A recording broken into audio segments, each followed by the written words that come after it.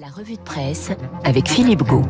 Il a tout lu, tout vu, tout entendu. Bonjour Philippe. Bonjour David et bonjour à tous. Ce matin, le variant Delta a contaminé les unes de nos quotidiens que vous avez donc manipulés avec des gants.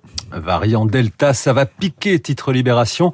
Un variant qui va changer la donne pour Sud-Ouest, qui demande vigilance pour la Voix du Nord et mobilisation pour l'Indépendant. Mobilisation pour se faire vacciner alors que l'Union de Reims note un inquiétant coup de frein à ce niveau et que l'Ardennais lance un nouvel appel à se faire vacciner. Mais la grande question, David, c'est le Parisien aujourd'hui en France qui la pose. Ce variant Delta va-t-il gâcher notre été ?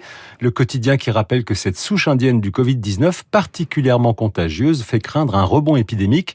Dans son éditorial, Ève Roger se demande si nous n'aurons jamais la paix et de préciser que même s'il ne représente en France que 10 à 12% des nouveaux cas, sa trajectoire est inéluctable, pas forcément synonyme de catastrophe épidémique pour la rentrée, à la seule condition, conclut-elle, que la vaccination s'accélère, car il faut le dire et le répéter, 2 doses de vaccin nous protègent à plus de 90% des formes graves de ce variant. C'est le dernier jour de campagne pour le second tour des régionales, mais aussi des départementales. Et oui, David, à côté des grands duels à portée nationale des régionales, il y a également le scrutin départemental, lui aussi crucial pour les équilibres politiques. C'est le cas en région PACA, où la Marseillaise voit une gauche offensive et toujours en lice.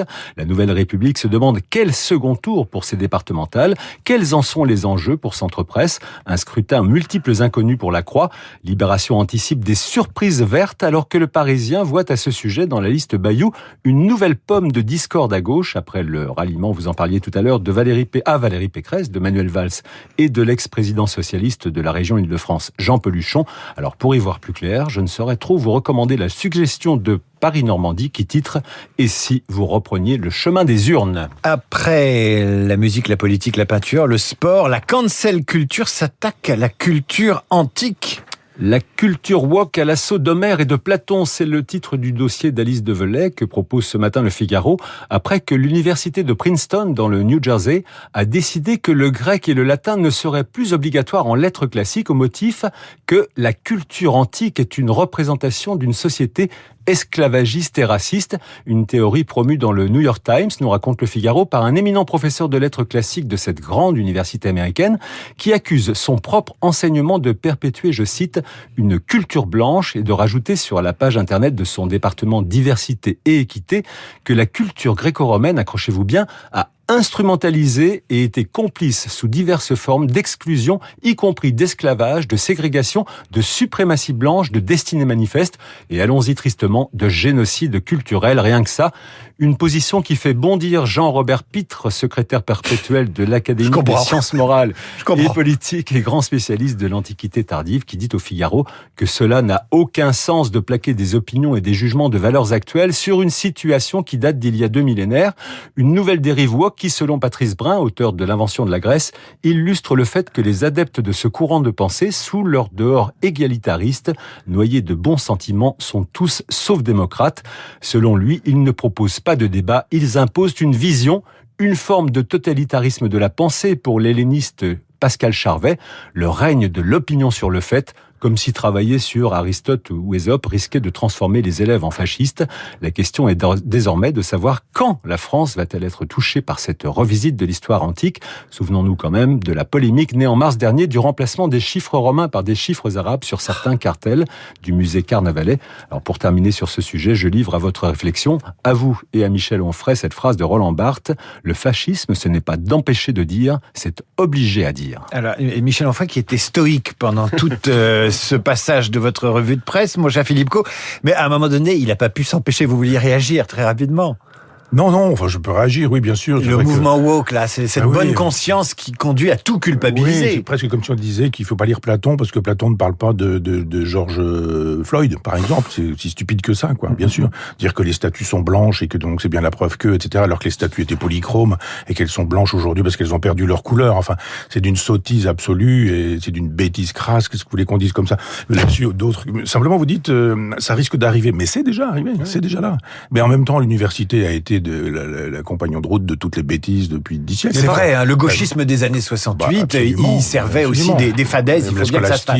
Philippe Gault. Oui, juste, mais pas forcément d'ailleurs au nom du woke, puisque le Louvre, ça fait longtemps qu'ils ont entamé le changement des chiffres romains par d'autres chiffres arabes, par exemple. Mais là, c'était plutôt parce que les étrangers, notamment les Asiatiques, risquaient de ne pas... Non, mais un jour au Louvre, on aura des explications sur les panneaux pour nous expliquer que la Joconde est dans une position passive et que c'est une vision sexiste de la femme. Nous poursuivons, mon cher Philippe, parce qu'on explose les compteurs.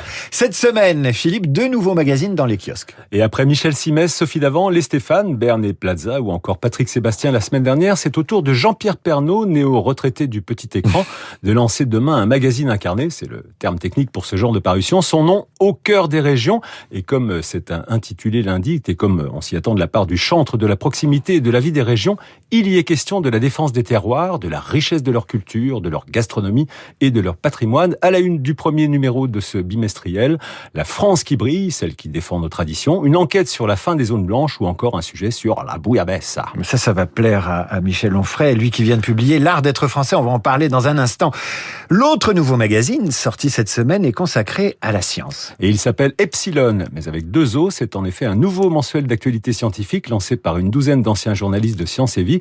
Alors au sommaire de ce premier numéro d'Epsilon, auquel ont participé pas moins de 89 scientifiques du monde entier, une enquête sur la manière dont la Chine va manipuler la météo, le secret du triomphe des arbres, les colères de Jupiter, la plus furieuse des planètes, et pour vous David, un dossier étonnant sur la crise d'adolescence que traversent aussi, tous les vertébrés, les ados chimpanzés par exemple, qui quittent les bras de leur mère et se mettent à sortir en bande, les jeunes souris accros à l'alcool et au tabac, et les éléphantaux qui deviennent à la puberté irascibles et obsédés. Et puis il y a aussi les chiens, qui à l'âge de 8 mois environ, selon une étude britannique, deviennent moins dociles, moins obéissants, un comportement conflictuel qui, toujours selon cette étude, se dirige uniquement contre leur maître. Alors David, une question, est-ce qu'Obi-Wan vous a fait sa crise d'ado ?